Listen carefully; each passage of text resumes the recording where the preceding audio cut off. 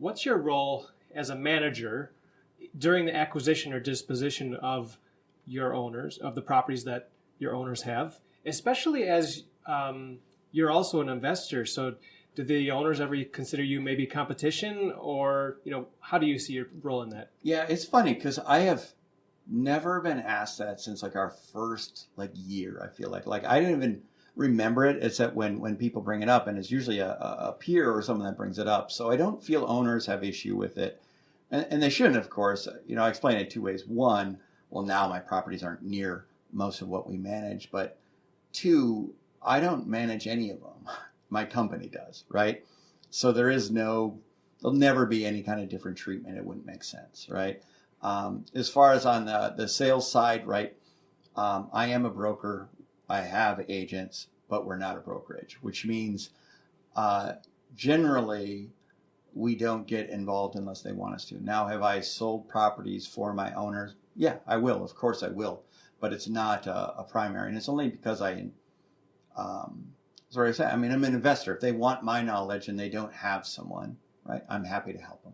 But we don't strongly market it because same thing, right? You're good at what you do. I'm good at what I do.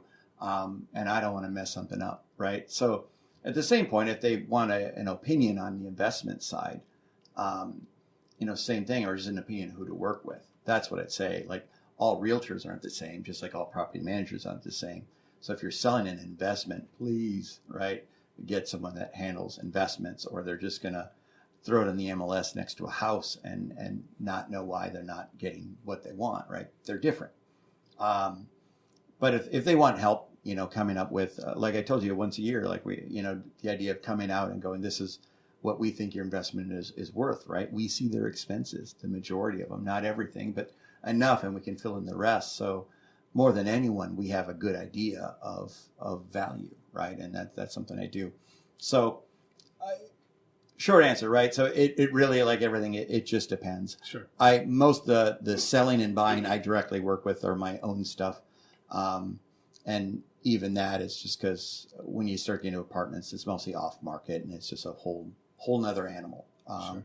And that's another thing, right? There's a place I'll help someone, right? If it's something that's just off market. But if you're looking to sell your home on the MLS, if you want us to help you, great. But just know it's not our wheelhouse, right? Here's the best way I can say it. I'm selling my former home right now, and I used another company to list it, which that takes a bit of swallowing of your pride to go, I'm a broker in this city, but I'm not the most qualified to sell my own home, and I'm not. So that's the thing. I'm part of the team. And if you're selling a single family, usually we're out of it. If you're selling a single family just into the single family market, usually we're out of the whole process right away. We let the realtor take over. We usually will end the contract because it's just people stepping on each other. If it's an investment based, then it's usually a whole different thing.